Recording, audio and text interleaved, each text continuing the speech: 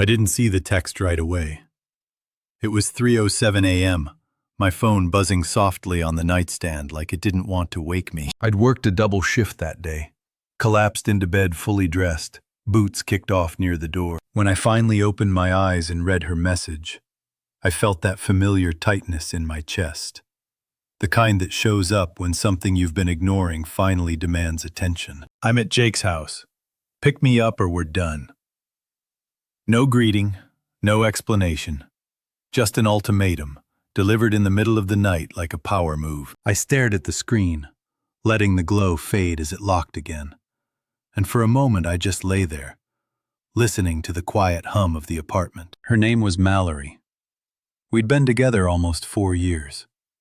Long enough that people assumed we were heading somewhere permanent, short enough that I'd ignored the warning signs, telling myself every relationship has phases. I was 38, worked logistics for a regional shipping firm, paid my rent on time, cooked my own meals, didn't drink much.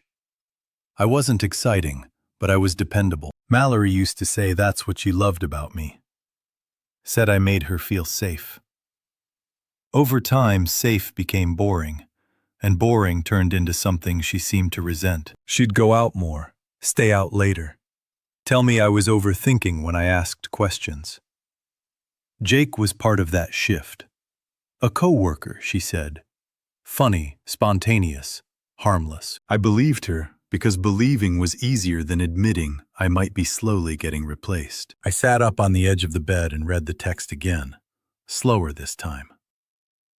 Pick me up or we're done. It wasn't a request. It was a test. I knew what she wanted. She wanted proof that I'd drop everything, that I'd swallow whatever pride I had left and show up like a chauffeur, grateful she'd chosen me at all. I imagined driving across town in the dark, ringing Jake's doorbell, pretending I didn't know what it looked like from the outside. I imagined her getting into the car, annoyed, maybe apologetic later, maybe not. And I realized something unsettlingly clear. If I went, nothing would change. This wouldn't be the last ultimatum. It would just teach her how far she could push me. I didn't reply right away. I went into the kitchen, poured a glass of water, and stood there barefoot on the cold tile. My hands were steady. That surprised me. I wasn't angry. I wasn't panicking. I felt detached, like I was watching my own life from a distance. Memories came in fragments. Mallory canceling plans last minute. Mallory on her phone during dinner. Mallory laughing at messages she wouldn't explain. Each moment I'd excused, stacked neatly on top of the next, forming a pattern I could no longer ignore. This text wasn't the beginning of the end. It was just the moment she said the quiet part out loud. I went back to the bedroom, picked up my phone, and typed 4 words. I won't be coming. I stared at them for a few seconds, then added one more line. We're done. No punctuation flourish. No speech. No accusations. I hit send and placed the phone face down on the nightstand. For a few minutes, nothing happened. Then the buzzing started. Call after call, messages stacking up, the sound insistent now, no longer gentle. I didn't answer. I lay back and stared at the ceiling, feeling something heavy lift off my chest, replaced by a dull ache that was somehow easier to carry. She showed up at my apartment just after 5. I heard her pounding on the door, shouting my name, her voice sharp with panic instead of confidence. I stayed where I was. Eventually, the knocking stopped. Later that morning, I saw the messages she'd sent. Angry at first, then pleading, then accusing me of abandoning her when she needed me. The irony would have been funny if it didn't hurt. By noon, there was a final text. I can't believe you'd throw everything away like this. I didn't respond. I blocked her number, packed her things into a box, and left it with the doorman.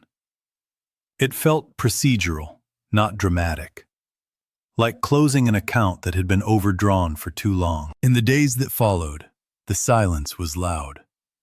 Friends reached out, some confused, some offering support. I kept my explanations short. There was no scandal to share, no screenshots to circulate, just the line that had been crossed, finally, clearly.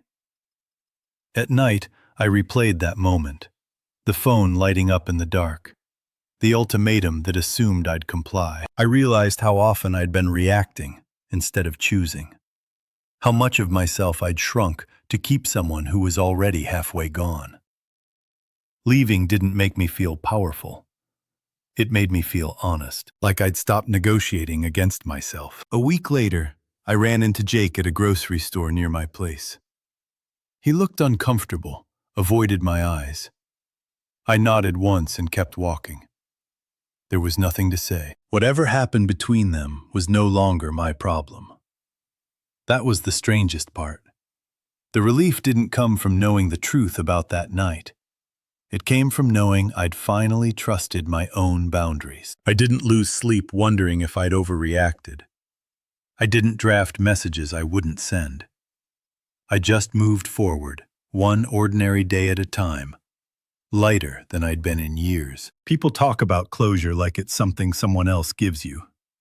An apology, a confession, a final conversation.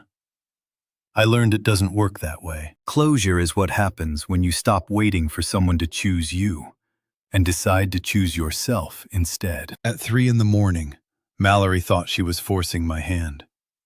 She thought I'd come running because that's what I'd always done. What she didn't realize was that her ultimatum answered the question I'd been avoiding. And once I had that answer, there was nothing left to pick up.